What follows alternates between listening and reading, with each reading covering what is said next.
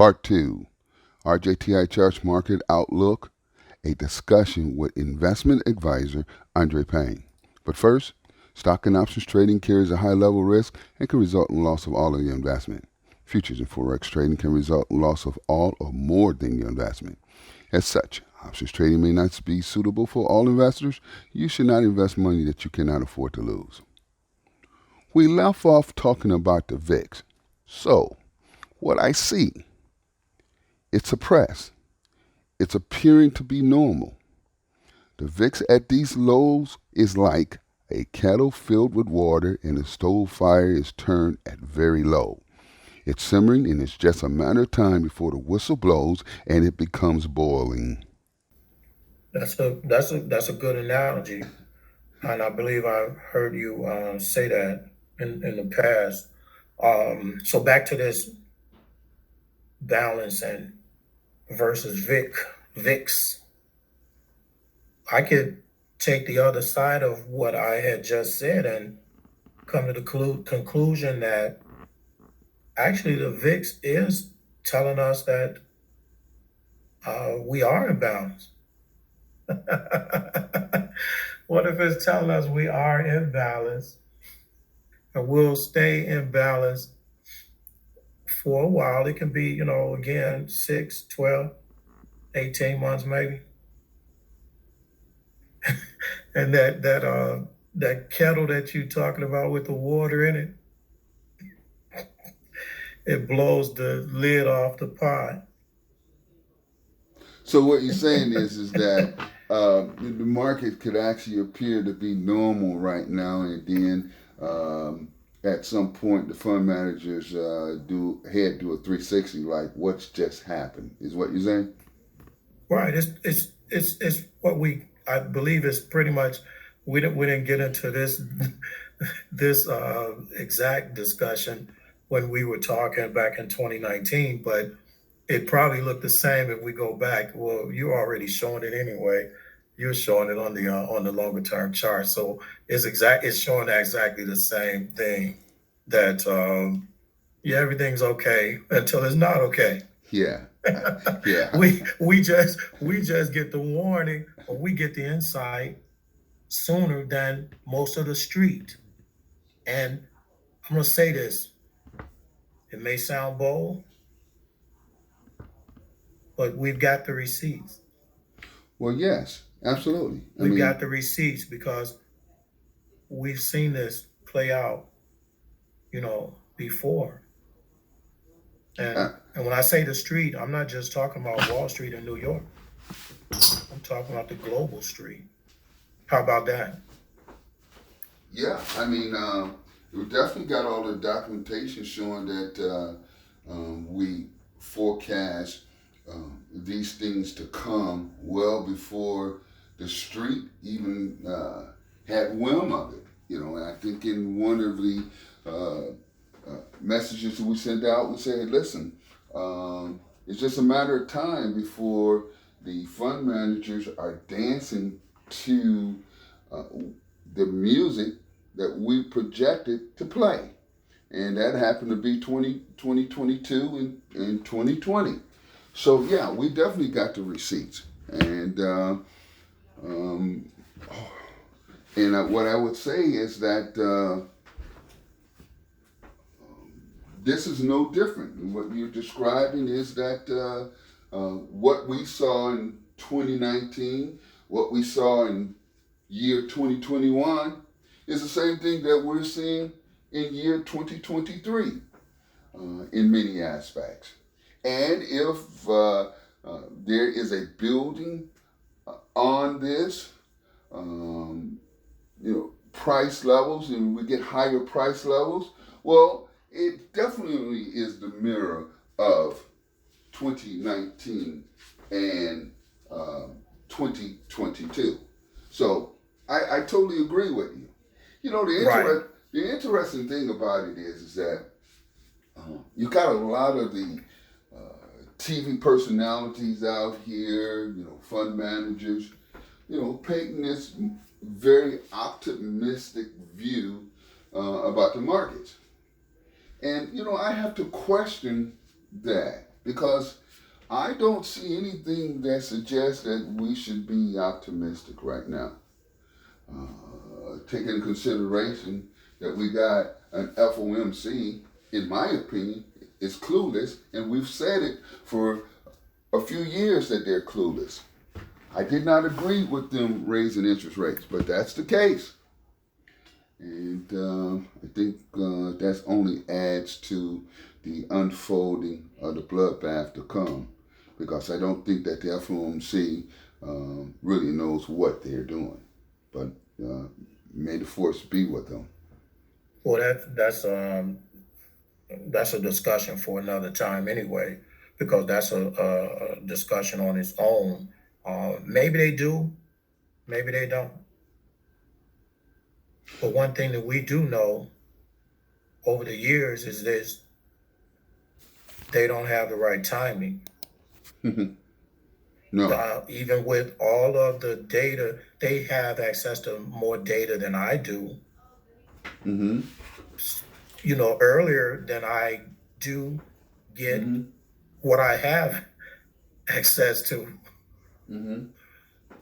So it's kind of baffling when you look at it and say, wait a minute, shouldn't they be better timers since they have the information earlier? More information, more data than just lonely me. Well, But as I said, that's a discussion for another day. well, the another time. the only reason I'm saying that is because I see what's about to unfold with the U.S. dollar, uh, especially against the Japanese yen and the euro dollar.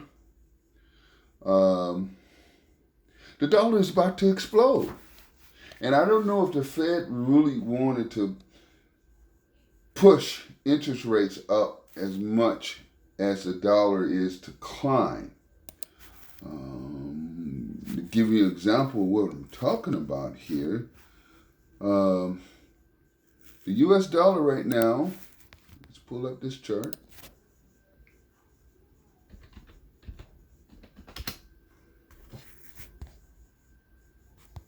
It's trading at 104. And it's not unreasonable based off of the algorithms that we could see the dollar move up to 114, 115. What kind of impact is that going to make on the markets, first of all? Second of all, it will move that strongly against the Japanese yen, the euro, too, which implies that one of those countries have gotten in trouble. That's what the algorithms are saying.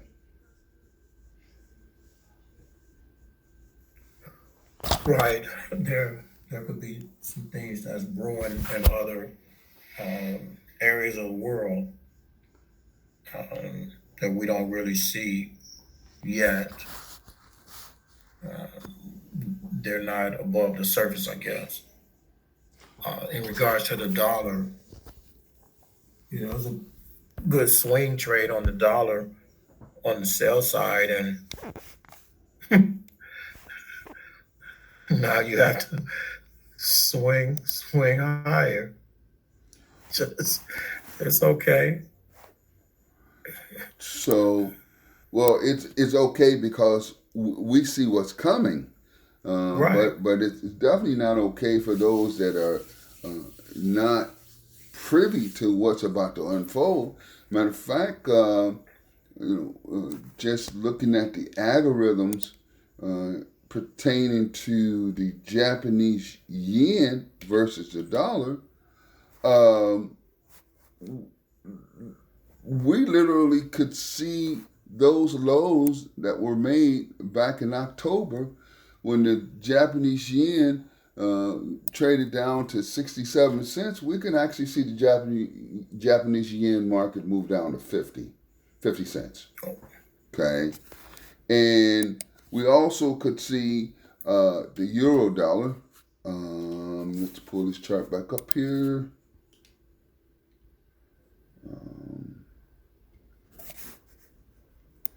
We can see the euro dollar trade as low as 90 cents, if not 85 cents.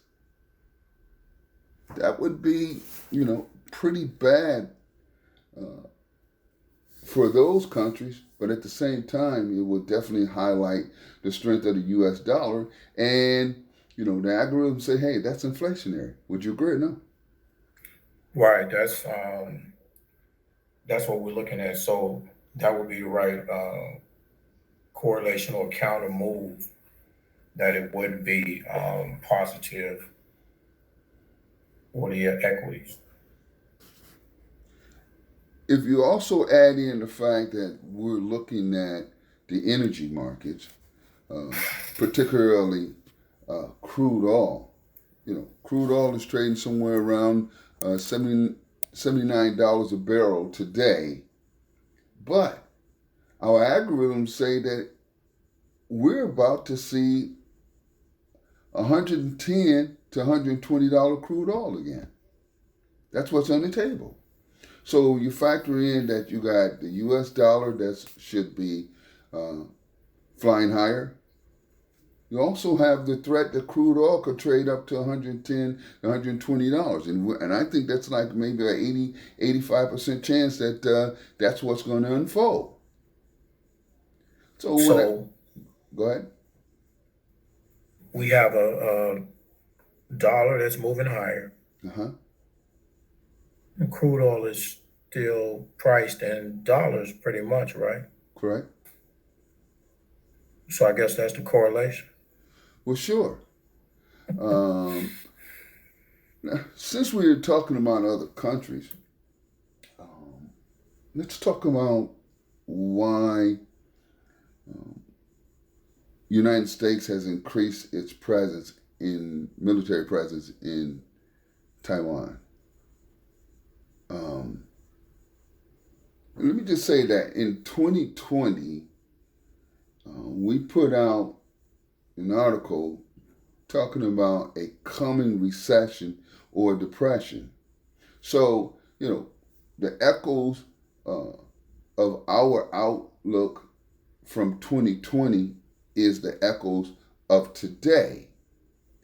And I see, based off of the algorithms, that recession taking on a deeper form. Now,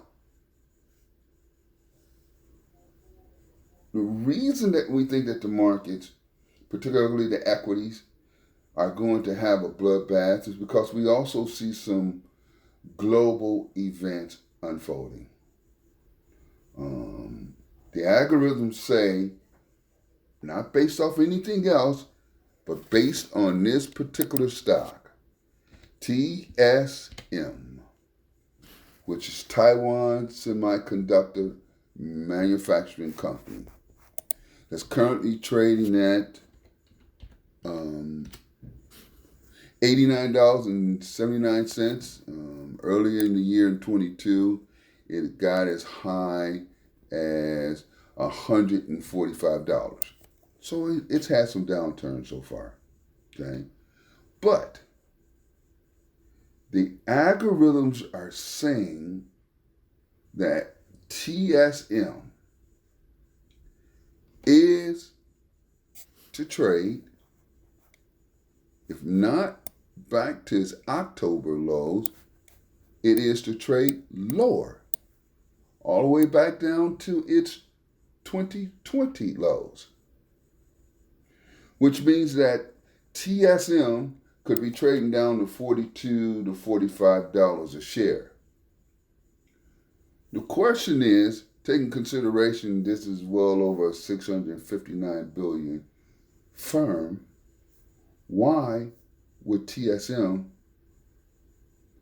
trade down to $43 to $45? Answer: the tensions between United States and China, according to our algorithms, will increase. Because we're not just over there, excuse me, fighting for human rights. TSM accounts for anywhere between low 20% to as much as 35%, if not a little bit higher, of our semiconductor imports. Most people think it's just about human rights, but no. United States knows that if China goes over to Taiwan and takes Taiwan, they also take Taiwan Semiconductor Manufacturing Company. They control, at that point, output. Well, taking into consideration, we're moving toward a more technology, United States and the world also. But the electric cars, Biden is talking about, artificial intelligence, robotics, and everything that needs semiconductors would be at risk. Do you understand that, Andre, or no? Right. I was thinking about when you mentioned the tensions. The algorithms are saying that the tensions are going to tighten, increase, rise, whatever adjective you want to use. So that's what I would consider a gray swan. Okay. Because we already see it. We've seen it before, more likely. But it still could cause more problems. We don't want to see another black swan. Right, which is not off the table, by the way. No, not at all. That's what the algorithms are saying. Sure. But this gray swan could affect the markets. I'm thinking on the short term, which won't be so bad to bring the markets back into balance. It'll be bad for the rest of the world, though. So we really don't want to see this either. No, we don't. I mean, and you couple in the fact that China, is pretty much locked hip to hip with Russia. Just adds another element to the potential of this gray swan or even a black swan. Absolutely. Um, but the bottom line is that the algorithms say that there should be increased tensions between United States and China, and it's not just about human rights. It's about protecting TSM, Taiwan Semiconductor Manufacturing Company. So, just like it was forecasted or said that the COVID-19 came from China. I don't know if it did or didn't, but that's just what was said. But it had a domino effect. So if the tensions between United States and China increases, it's going to have a domino effect across the global world. And that brings on the potential for a deeper recession or depression. Because I'm just here. I'm just going to be bold and say it. Taiwan Semiconductor Manufacturing Company, which is trading at $89.79 as of the close, March the 3rd, 2020, is to trade between $43 to $45. And it's because the tensions between China and United States will increase. But we also understand that the tension between China and United States opens up the door that the FOMC finds himself in a pickle because we've never advocated that the Fed should have raised rates. Matter of fact, in 2014, we made historic calls that the Treasury yields were going to hit historic lows, and they did, and we also did it in 2016. Although we weren't on the televisions, we heard some people, heard some people saying that they did it, but no, we did it too. Okay, we just weren't on television. You just didn't know about us, but we got the receipts. That's right. So we understand the bond market. And so tensions between China and China and United States puts the FOMC in a pickle because, we never advocated for them to raise rates, but they've done it, and now they don't know how to get out of it. But you know what's going to happen, Andre? What? A flight to quality is going to unfold. Well, that's the way it happens. Can you imagine? I'm sorry, what were you about to say? A few of the markets that you just talked about, the algorithms are telling us that's what's going to happen. Sure. I mean, it's just impossible for us to look at the algorithms and say, oh, well, they're not true. I mean, they've been our methodologies that has led us through every major move that's happened since 1983 when we first developed the methodology, which was manual at the time, but as technology got better, we turned it into algorithms. Sure, but they've worked for us then, and they're working for us now. How else could we have called the last 3 stock market declines? We didn't do it from getting information from other major firms or looking at fundamentals or anything. We got our recommendations or our outlook came strictly from our algorithms. So, we believe in them. So it's impossible for us to say, no, we don't believe our algorithms. With that being the case, there's going to be a flight to quality in the U.S. Treasury bond market, and the FOMC is going to find himself in a pickle because Treasury yields will go down when they keep on trying to raise rates. which makes no sense, right? Especially if we're saying, well, we're expecting the dollar to explode, and you're saying that Treasury yields are going to move down? How's that possible? Well, it's going to happen. It may not be. Yeah. It may not be the fundamentalist way of looking at things, but yes, this time you will see the dollar rise. You will see the energy sector, particularly crude oil, rise. Okay. Matter of fact, when it comes to XLE, which is the S&P sector, you could very well get another 20 to 30% rise above its 2014 highs. So we're expecting the energy to rise, we're expecting the dollar to rise, and we're expecting the flight to quality to happen. So the flight to quality has to be U.S. government securities, because I think the other day I saw that, and I didn't look at it today, but 6-month T-bill, where are we at 4.8, close to 5? Somewhere around there. For 6 months?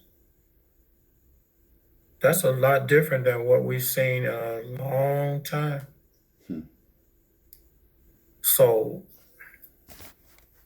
the correlations we can see between the different markets, which the algorithms are showing us. And if we get an imbalance in the correlations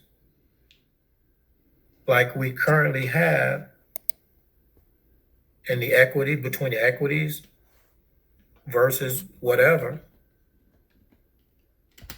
then I guess that would be considered a black swan too. We've seen it for the first time. How about that? Sure. I mean, we forecast the black swan in 2019. We said that it would repeat itself. It did so in 2020, and we forewarned in 2021. Here's the thing about the Treasury bonds, or should I say Treasury yields. This flight to quality is going to cause Treasury yields to drop. But there's something I want to add to this that's very important. Andre, we've been following the gold and silver market and been talking about the gold and silver market and have forecasted the gold and silver market ever since year 2000. And Right. even though we were successful, we got the receipts. We were successful in picking not only from the entry level, but the top